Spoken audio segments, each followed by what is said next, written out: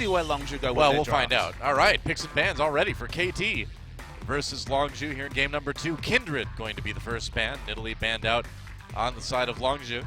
And what will KT do about the Coco, and specifically the Azir for the Coco, because he just put in a very good performance. Azir was a permanent staple ban against Coco in metas past, and then has no longer needed to be one with his drop in performance overall, and specifically on that champion. So let's see how Azir shapes this draft. For now, not banned on either side.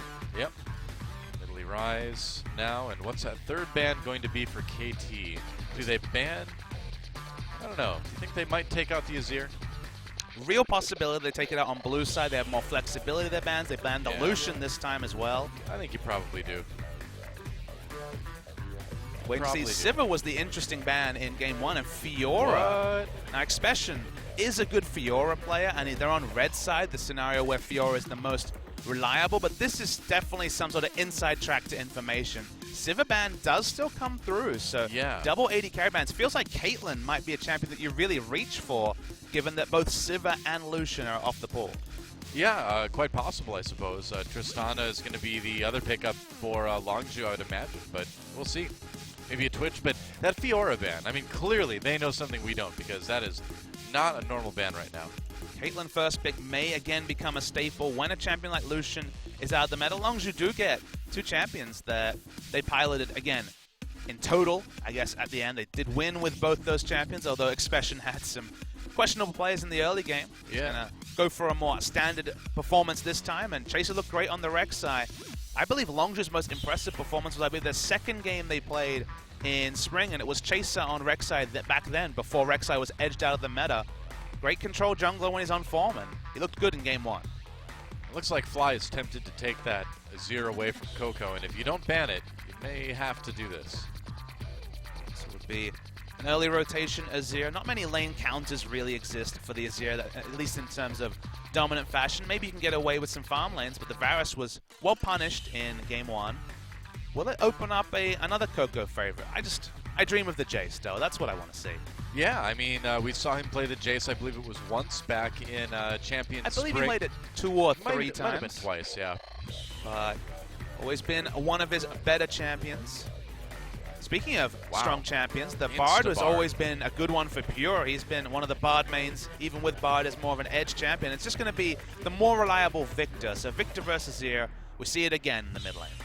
Yep, so maybe that Karma pick over for KT now. Do you go with that? Yeah, the Braum might not be bad either. Pressure draft is real. So one of the reasons that we see Echo so early rotation, we could have seen it first pick, is that Fiora is actually considered a lane counter to Echo. So the priority for Echo goes up when even the counter pick that you don't see that often is like literally out of the picture. The moment you see a counter pick for a champion banned away, you're just like, okay, they must really want this. So they reached for the Caitlyn, but it could realistically have been the Echo first pick for KT. Could have been. And also thinking now about what that top lane pick is going to be for KT Rolster. I mean, the Maokai still available. They're going to probably pick that up. Maokai, there we go. Gets out pressured by the Echo, but it's a very manageable matchup. It's not really any kill pressure on either side, so very standard draft from KT. Caitlyn, Azir, Maokai, very much carries du jour.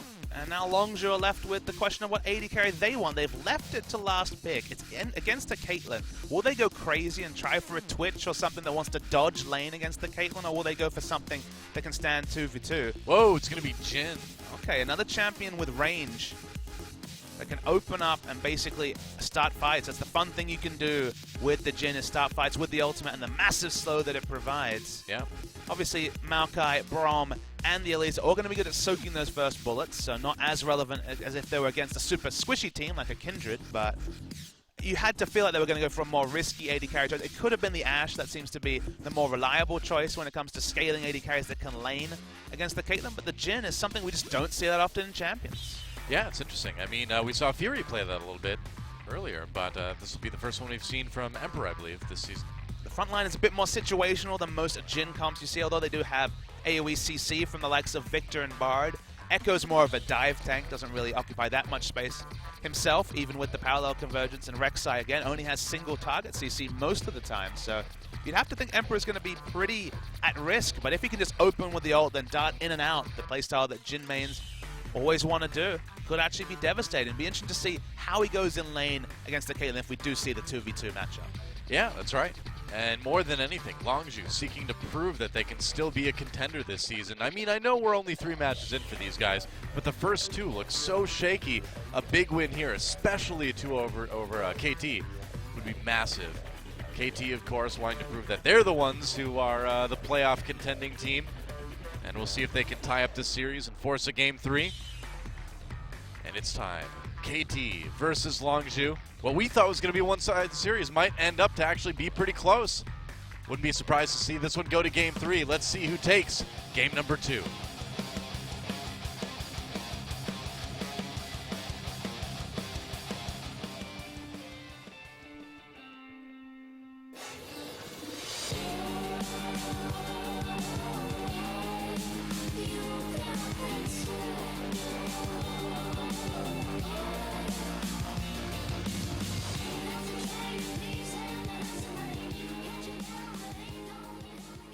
All right, welcome to Summoner's Rift for game number 2 between KT Rolster and Longzhu.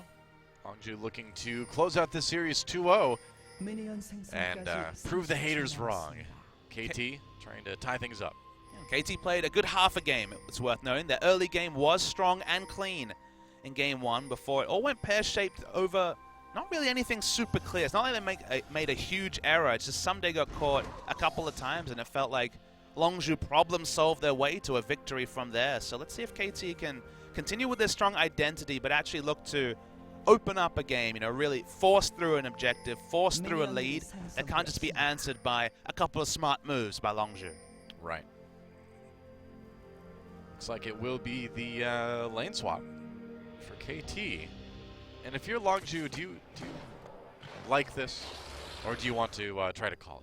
It can be hard to conceptualize some Jin lanes. Obviously, Caitlyn Braum have a lot of power, but the range support in Bard can harass pretty comfortably as well. So yeah, I think at the end of the day, Longzhu would have been happy to see a lane swap, but I would have been really intrigued to track the 2v2.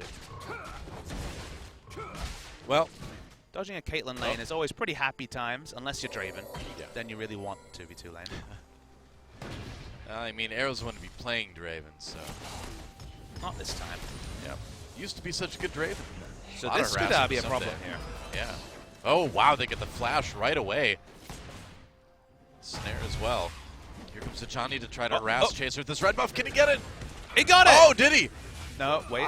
Yeah, he did. Hachani got the red buff, but now they're going to make him pay. Hachani, I'm sorry, you have to give that red buff right back. And he will. Chaser gets first blood. Well, that was optimistic. I mean, at least he got some gold. And we talked about the end of Hachani moments, Doa. Yeah, well, I mean, he didn't really face check the brush. He went in there totally intentionally, knowing what he'd find. I mean, he face checked a brush, got an objective, and died. Yeah. So he usually doesn't get the objective, so that's very un-Hachani-like. Oh, yeah. Drive-by from Expression. Yeah. This has been a weird lane swap. This has been a weird game so far. Emperor and Pure able to do some damage now to the bottom turret, and Caitlyn all on her own up in top lane. So Longzhu should be able to knock down this turret quite a bit faster than KT can.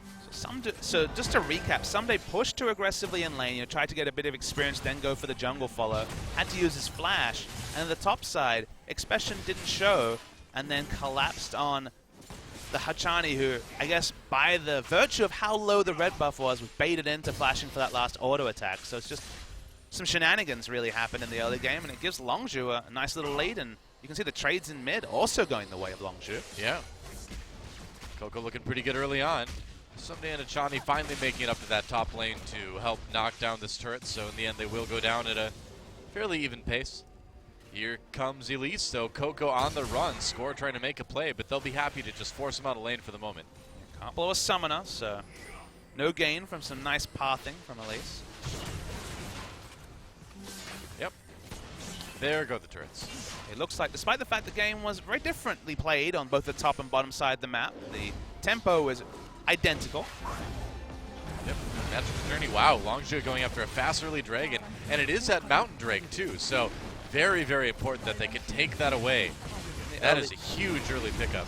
I mean, obviously the 10% true damage onto the dragon and the turrets is not as significant early, but it's nice to have it in your pocket, right? You have it in your wallet. It's not going to be taken away. It's going to be relevant in the mid to late games, so it's nice to get the stacking on. And again, you're denying the enemy from picking it up for very low cost. You know, there's no buff that's going to be answered with, so it's a nice pickup for Longzhu. Well, I think with the Caitlyn on the other team too, you know, keeping that Mountain Drake away is pretty vital. Looks like it's going to be Infernal Drake next, so this game could get pretty exciting as far as the battles over the dragons go. The explosive mid to late game fighting and sieging dragons, so hopefully that'll spur some hot action for us to follow. Well, it's always hot action with the Infernal Drake, man. That's true. Spitting hot fire. Literally. Yeah. The literal is always good. Sometimes League of Legends, specifically Korean League of Legends, can be very abstract when we're talking about rotations and stuff like that. You have a point. Sometimes it's good to see some people get killed really good. Wow. I hope that's not taken out of context. I've never had... Yeah, I know. Someone's going to take that clip and oh, be like, dear. The true Papa Smithy comes out. I've done it now. There's probably combinations of things that you said that probably come across poorly as well, though. No, never. I can't imagine a world in which that would happen. Imagine a world. Well, we've got the 2v2 now. Imagine a world where Longzhu went 2-0 against KT. I know, yeah. It's looking more and more realistic. Well, it's early in the game, but it's a good start for Longzhu, that's for sure. Now we see how this Jhin does against this Caitlyn. It can hang back. Obviously has the dancing grenade to CS in a lot of good scenarios. Bard's also hanging back, but in general that's because they don't know where Elise is, and very good chance that she's going to be on the same side of the map. And she is, so they do spot them now.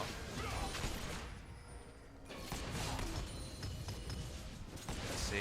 The extended laning phase, and very competitive in CS, so Emperor definitely doing his job in this scenario. Yep. I think Shen and Jhin have to have like a uncomfortably awkward walking competition. You know a thing or two about Shen walk? I do. I've lived it. You have? I've become the Shen. I believe that clip was seen by a few people. Maybe. I heard rumors. There comes Chaser. Looking for an opportunity. Make a play on to Someday. Someday's just going to protect his turret though. Twisted advance onto Expression. Not taking any turret damage though. Wasn't worried whatsoever by the threat of the turret dive. No damage to speak of between the two, and wanted to ensure that he got the complete wave. So best to chunk them out now and then force him to back away so he can get the lion's share of the massive minion wave that crashed in. Yep, that's right. So meanwhile, the 2v2 down in bot seems pretty even. A little bit of a CS lead for Arrow. Just thinking more about the team comps, I'm really liking the Bard. I think Bard is one of the best champions against Azir, especially all these kiting positional-based mid laners and AD carry. The ultimate really warps fights because locking them down for 2.5 seconds stops them setting up a locus to control, like for example the Sand Soldiers, or really getting a big Emperor's Divide. So yeah, or even taking that Caitlyn out of the fight for a little while means a big difference in terms of. I mean, obviously Azir and both Caitlyn sides will be fine and dandy, but you'll take one or the other. Yeah, totally. Here comes Chaser. Maybe an opportunity for a play on to Someday, but he's playing it pretty safe. Well, walking up now, though. Here we go. They're going to try to pick Someday. He's still got his Flash Twist advance. Nice. Flash immediately. Nice escape. Meanwhile, Coco drops a Chaos Storm on a Fly. Fly not really under too much danger. Really, really defensive itemization choice by Coco. Flash looking for that Cocoon. Didn't end up wow. going for it. That was a nice cosmic binding from Pure, but kind of an awkward engage from Score, honestly. And now the curtain call. It's time. Can this Jhin do damage? Arrow manages to dodge one hit. They block the others. So no kills for that Jhin. But KT going to be able to maybe knock down this bottom turret. So teleported in, then ulted out as far as I can tell. Yeah. I'd had enough. Longzhu going to have to back away. KT end up becoming the victors out of this trade. Yeah, they do. Going to be some damage on the top turret probably, but I guess it's not a big minion wave for Expression at the moment. It's going to push back, and so he's not going to be able to get right on that top lane turret yet.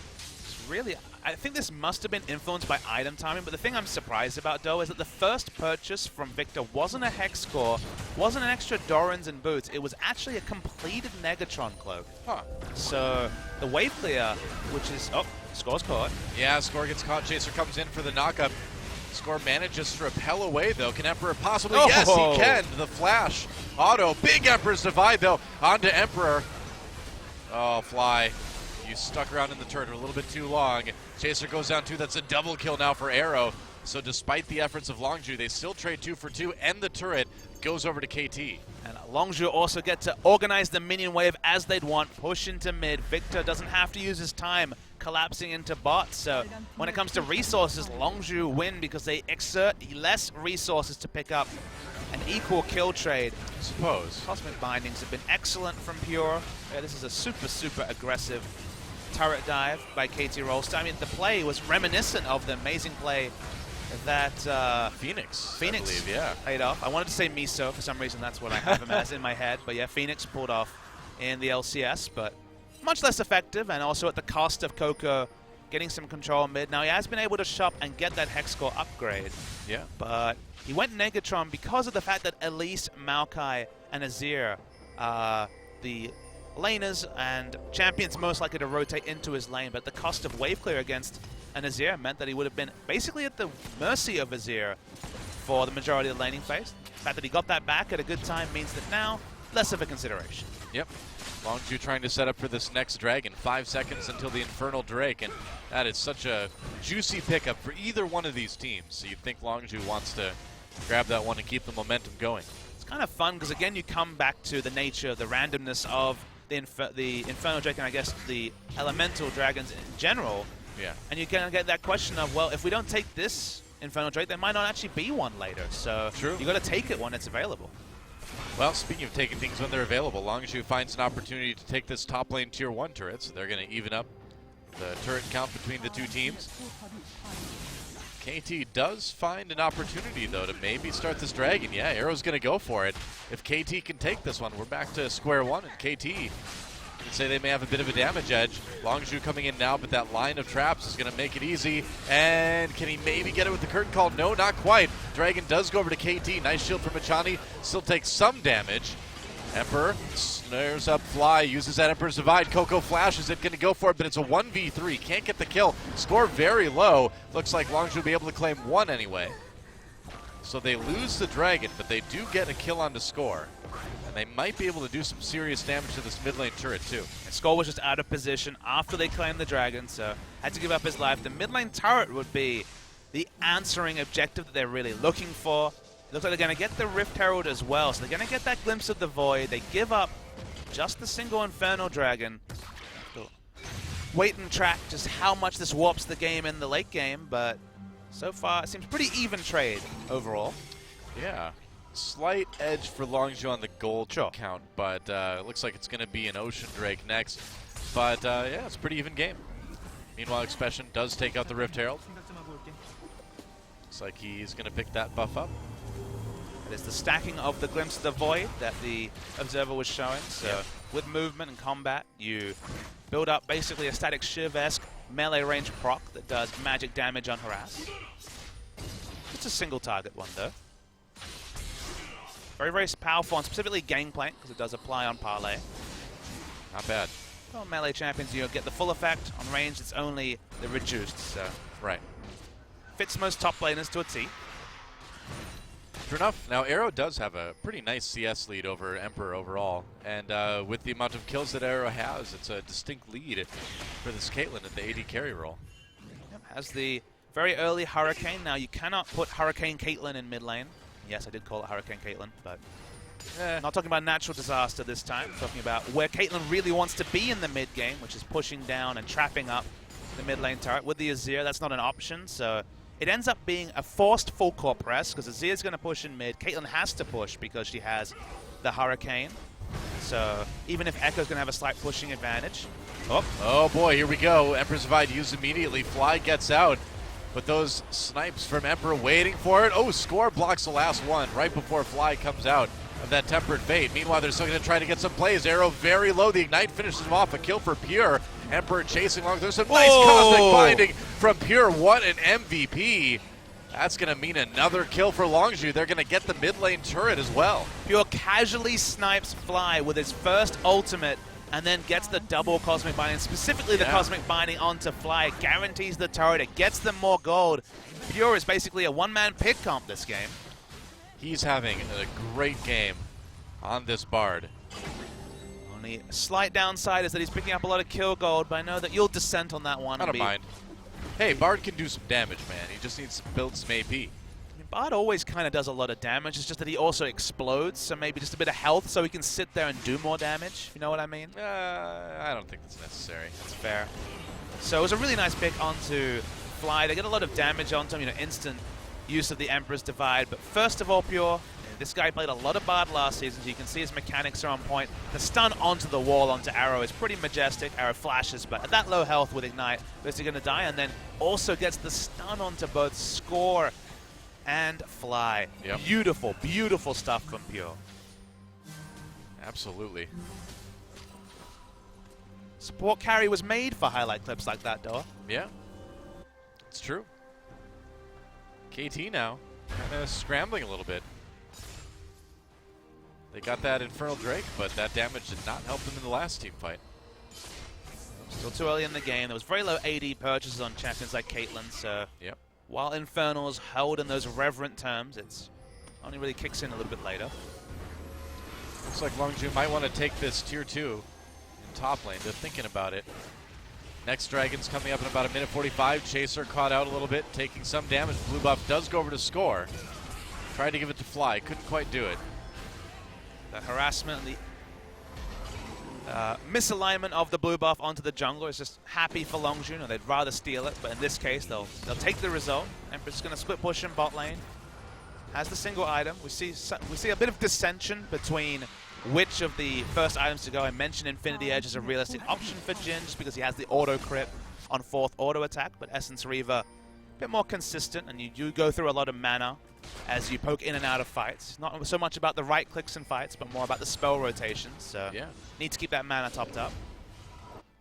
And remember, it is that Ocean Drake next as well, so not quite as high pressure maybe this time around, but certainly helpful for both teams.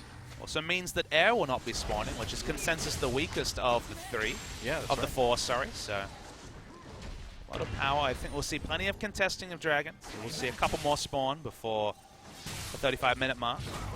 Probably. We'll see which ones stack up. Still short of both the BF Sword and the Infinity Edge. So Arrow sitting in that power trough that can be avoided if you really rotate well with Caitlyn. It's just that the map pressure has been solo for Longzhu. Whoa, Tempered Fate onto Chani. They may have a pick here. Arrow tries to low down a trap, but yeah, Chani not getting out of this one. And now that curtain call used to just try to push Arrow back. Dodges 1, dodges 2, dodges 3, dodges all 4. Can he keep his turret up, though? Azir's coming to try and help. It has to take a pretty defensive line, even though everyone's viewing. But they just can't keep the minions alive, and they can't handle KT coming in. One of the issues with this game is, Sumday's the superstar of this team. Let's be real. Score has his moments, but Someday, he was MVP of summer season. Sumday's 0-0-0, so he's been completely a bypasser, watching on as this game has been played in other lanes. Even now, he's not grouped. It's going to Score walks see the up, information. and no, doesn't get the dragon. Oh, flash cosmic binding onto Fly, and Score. Pure hits another one. Another pick for Longzhu. Man, this Bard is just out of control this game. Another fight where Maokai doesn't find a space to teleport, got vision late, didn't have appropriate vision to go for a deep teleport, and once again, Someday just sits top and farms. All right, Mountain's going to be the next Drake to come up. One already on the Longzhu side, of course. But they are making the picks, and man, Pure is just, the term support carry I think definitely applies this game. It's certainly not a pick comp. Rek'Sai can do her thing, but the big story here once again is Someday Doa. This is a free farm tank who can never be at fights because Longzhu had such a stranglehold on vision, and the picks have come through, so of course the moment you get picked, you're so much less likely to put down deep vision because you can't get access to it. Right. And thus Someday's been sitting on nice items, but complete irrelevance. 8 kills have come through, and just Someday not been involved in anything across the map. Yeah. And so, KT again kind of left scratching their heads, kind of wondering how this is happening right now. And I would say KT, you know, we talked earlier about Longzhu, the team that looks lost a lot, looks apathetic in their games, and KT kind of showing those signs now, you know? Well, if this is another loss, you'd have to say 3 out of 4 was that lost KT. Just excluding the first game that they played this season against MVP, where they were able to take a game that was in the balance and win it in the mid game. So far since then, they've just really made some questionable decisions. There's really no other way to put it. Very true. Item timings are not there. Fly has a hodgepodge working towards Nashor's Tooth, BF Sword, and the Crit Cloak, but still no Infinity Edge. No one's powered up, and Longzhu just able to be basically obnoxious in terms of how much they play and how aggressively they can play on the map. Yeah, they just need to not overextend at this point. You know, they need to play it out safely, but keep the pressure on. Chase has decided that he wants to overextend. He's gone for a Banshee Veil. I guess so. Stop the first CC from shutting him down. Well, that's not bad, I suppose. Was buffed in terms of cost recently. Oh, score. Tries to go on the trap. There's a Tempered Fate on to score. Chaser comes in, and Chani throws down the Braum ultimate. Arrow getting some nice autos from the outside. Chaser in a lot of trouble. Emperor pops the ult, has to cancel it. There's a kill for Chaser. Nice Emperor's Divide comes in. Pure tries to get on the magical journey, gets chased by Fly. Fly goes right into Coco, though. Another kill for Pure. 2, though, for Arrow, and KT able to win this fight 2-3. It was close, but talked about Longzhu overextending. I feel like they may have done just that. Well, that's the thing. It ended up a grouped 5v5, and for once, Someday was there to just run at Jhin, eventually kill him, but trivialize him from a fight. No consistent damage from the Jhin. Coco was poked out in a lot of ways, and suddenly the damage wasn't there, so it wasn't single picks. It was finally the true 5v5. It was a nice idea from Longzhu. It's just, after that, the teleport is so much more aggressive because of where the wards are from Someday. This goes in, they get the first kill onto Chaser, who got in early. Remember, he got in before the ultimate had run out from Bard, and then Someday can just run at Emperor. Doesn't really have any armor, but it doesn't matter at this stage in the game. And KT win their first fight. Yeah. That could be a big moment, too, because the gold is still very even. It's worth noting that they couldn't take any objectives from winning what ended up being a pretty close fight overall, but it does bode well that when they're grouped as 5, they do have the chance to take down Longzhu. Yeah, and Emperor just didn't get to do much of anything that fight. Started to channel his ultimate, had to cancel it immediately and run away. That's just the reality. That's what we're talking about. 6-item Jhin, or I guess 4-item Jhin. What are you to do against a Maokai who has targeted CC, who runs at you? Right. The play style of Jhin is to poke in and out because he has that reload. His abilities are ult accepted. You know, he has very short range and very long range abilities. Chaser drops a smite down onto Someday, harassing him, but here comes Expression, but they don't want to chase him too far into the jungle without any more vision. Yeah, definitely no kill pressure onto Someday this time because they don't have any damage dealers with them. Yep, that too.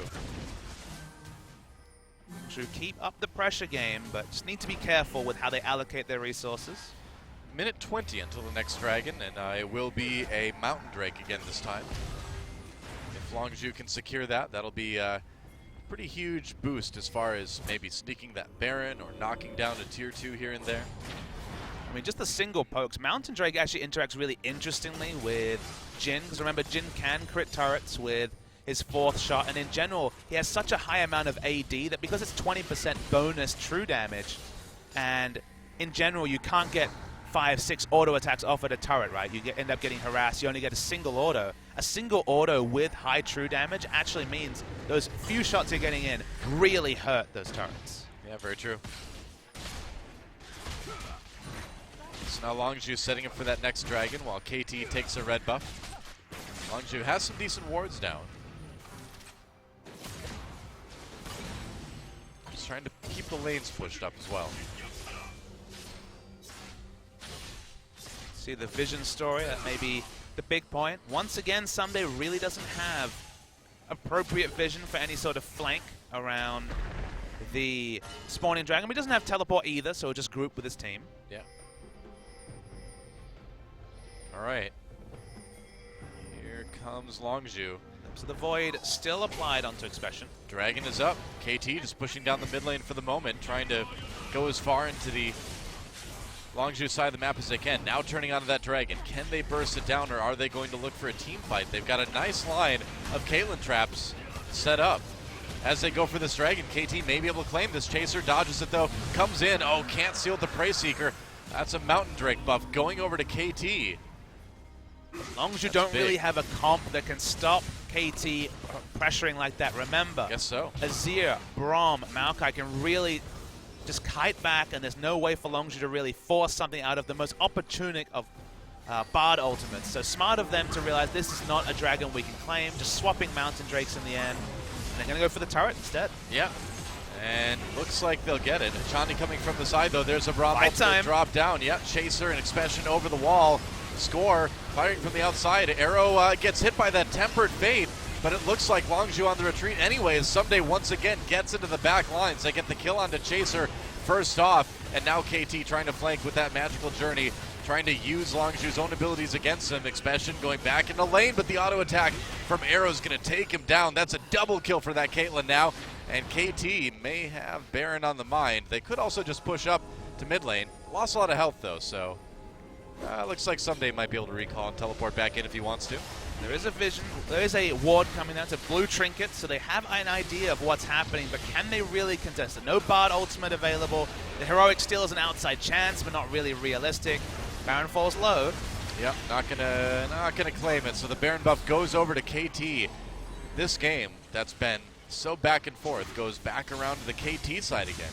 It's just 5v5 fights are so hard for Longzhu to win because their main issue is that no one does consistent damage. Yeah. It feels like Jhin and Victor are kind of birds of a feather when it comes to just poking in, doing one spell rotation, then wanting to back out. He can't back out from Maokai. He's going to keep running at you, doing incidental damage, slowing you with the Arcane Smash, getting the cooldown back on the W, and thus Emperor and Coco completely trivialized in 5v5 fights. So when Pure is hitting the godlike cosmic bindings, you can burst down one target with one rotation of spells from Jhin and Victor. Excellent comp when it comes to skirmishing, you could say, and picks, but true 5v5. Consistent damage from Azir, consistent damage from Caitlyn. So many more options for KT in that realm.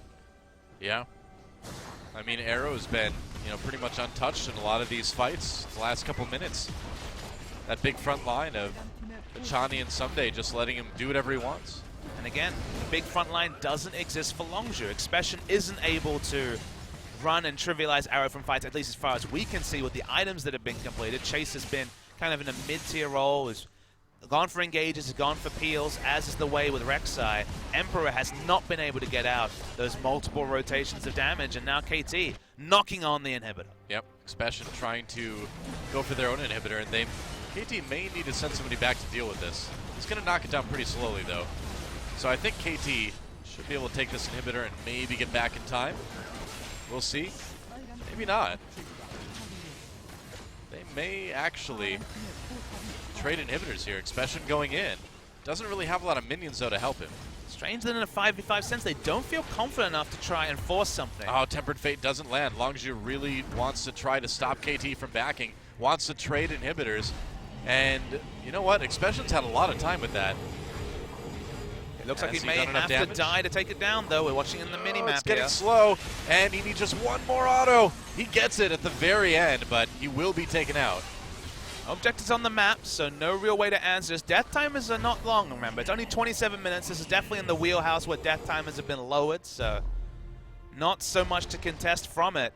I don't know how Longzhu was able to enact that trade. I think that's just KT really not pressing hard enough. They didn't want to go for a pick, even in a true 5v4 scenario. Expression might have had teleport, but we always talk about it with the Echoes. Sure, the laning phase is oppressive. Sure, in a long fight with setup, you can do things with the CC, but teleporting in and hitting the parallel convergence is almost unheard of. It's so much setup. It's 3.5-second channel into another long channel. So it's very, very difficult to hit. And in the end, KT doesn't go for anything and just end up trading objectives in the weirdest scenario. Yeah. KT responding, though, by moving into the mid lane. Going to try to take down this inhibitor. They get the turret. Well, Someday doesn't care about this. Nope, I don't think so. He doesn't even have a lot of armor yet. Not a lot of damage from this Jhin. And KT kind of waltzing right in. And is there anything Longzhu can do to stop them? I'm not so sure. 2 super minion waves soon to be crashing. Yep, no one can get onto the Caitlyn or the Azir, so they free DPS down that mid lane inhibitor. Another dragon coming up in about a minute. KT, though, in pretty firm control of this game. The gold lead is not huge, but they've got so much more in terms of objectives.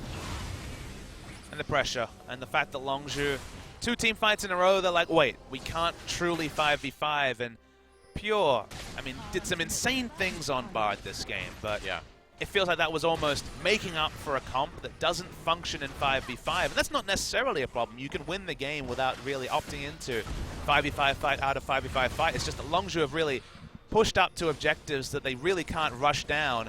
The fight has been started. Someday didn't show up to the first 3, showed up to the last 2 team fights in a row, and it's no coincidence that KT have been winning them pretty handily.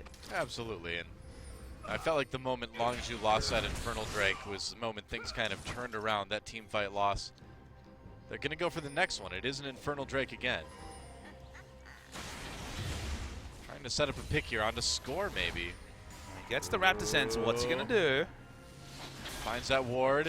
Are they going to squish the Spider? They're being so patient.